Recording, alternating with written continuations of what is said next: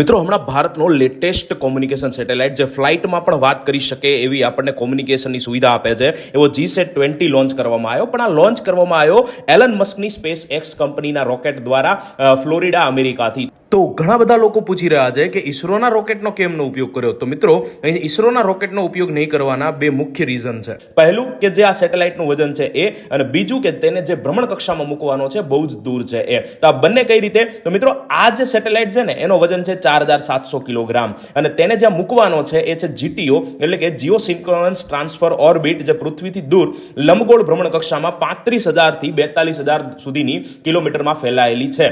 તો અહીં સુધી મોકલવા માટે જે આપણું ઈસરોનું હેવીએસ્ટ રોકેટ છે લોન્ચ વ્હીકલ માર્ક 3 એ વધુમાં વધુ 4000 કિલોગ્રામના સેટેલાઇટને લઈ જઈ શકે છે અને ફાલ્કન 9 રોકેટ 8300 કિલોગ્રામના સેટેલાઇટને લઈ જઈ શકે છે. એટલે આપણે ફાલ્કન 9 રોકેટ જે સ્પેસ એક્સ નું છે એનો ઉપયોગ કર્યો છે. તો શું ઈસરો કાયમ બીજા ઉપર જ ડિપેન્ડ રહેશે આવા હેવીએસ્ટ સેટેલાઇટને લોન્ચ કરવા માટે? તો ના મિત્રો, આપણે પણ આવું એન્જિન બનાવવાની શરૂઆત કરી દીધી છે અને એનું પરીક્ષણ પણ ચાલુ થઈ ગયું છે. સેમી ક્રાયોજેનિક એન્જિન 2000 KN કે જે લોઅર અર્થ ઓર્બિટમાં 10 થી 41000 કિલોગ્રામ અને GTO 6 થી 10,000 કિલોગ્રામ સુધીના પેલોડને લઈ જઈ શકશે. તો આઈ હોપ કે તમને સમજાઈ ગયું હશે કે ઈસરોના નહીં ને સ્પેસએક્સના રોકેટનો કેમ ઉપયોગ કરવામાં આવ્યો. અને નેક્સ્ટ વિડીયોમાં આપણે આ જોરદાર સેટેલાઇટ કે જે ફ્લાઇટમાં પણ એના દ્વારા વાત કરી શકાશે હવે એના વિશે માહિતી મેળવીશું. તો મારી ઇન્સ્ટા આઈડી FV Sir કરંટમાં ફટાફટ જોડાઈ જાઓ. જય હિન્દ.